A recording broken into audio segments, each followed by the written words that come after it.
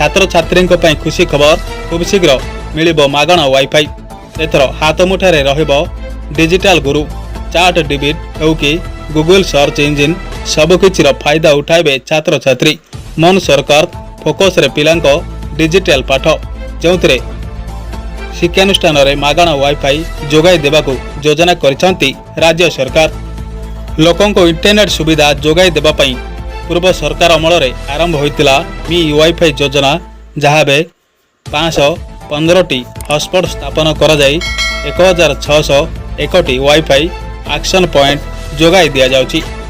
एमिति राज्य एवं देश विदेश टॉप न्यूज खबर प्रत्येक दिन जानिबा पई आम चैनल को जो मैंने सब्सक्राइब करनांती एवं सब्सक्राइब कर दियंतु, जहाद्वारा प्रत्येक दिन राज्य एवं देश विदेश टॉप न्यूज खबर जानि परिबे। शेष पर्यंत देखिथिबारु धन्यवाद।